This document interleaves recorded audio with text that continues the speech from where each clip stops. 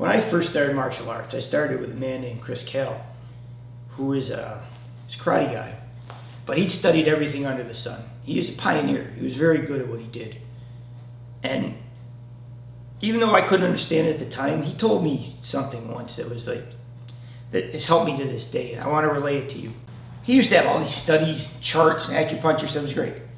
And what he said once is, I believe it was China, he told me that they used to do these studies where they hook people up for the nervous system and to see how they reacted. And what they found is when they took sticks and things like this, if they hit, like there was a reaction. But if you held it for just a fraction of a second longer before you took it off, the damage was significantly more.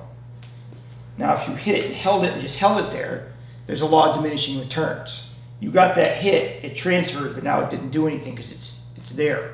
There's a sweet spot. There's a sweet spot where you hit it for a fraction and then it comes back. You don't want to tip it. You don't want to hold it. You want to deep and let go. I've seen a lot of guys in flashy arts that go really quick.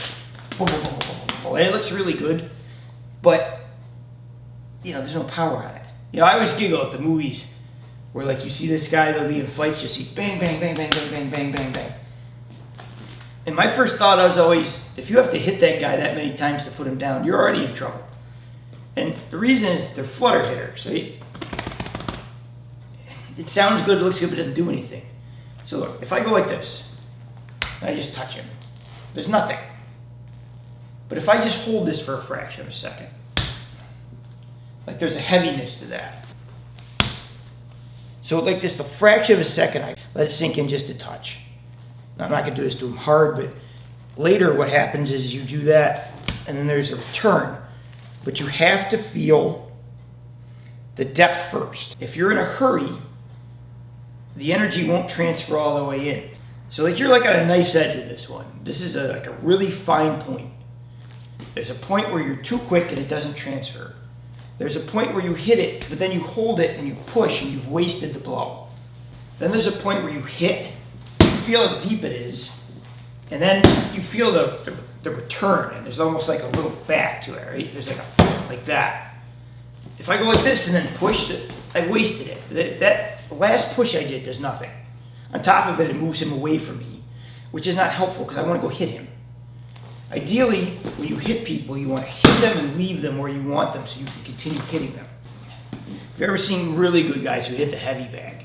Like guys who are not great at heavy bags will hit them and they'll swing a lot because they push. When you watch guys that are really good, when they hit that bag, like it folds a little bit, it jumps. So you see the bag go in and up, in and up.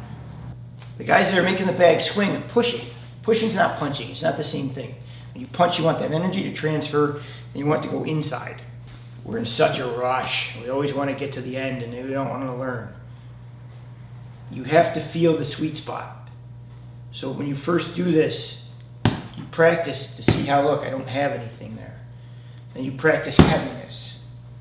See how like it goes in and there's a heaviness there because I held it. And then you have to do it to where it holds and then it relaxes. And you just have to keep practicing until you find the sweet spot. Thank you for watching. Please like and subscribe. Leave comments. Feel free to share. It helps the channel grow.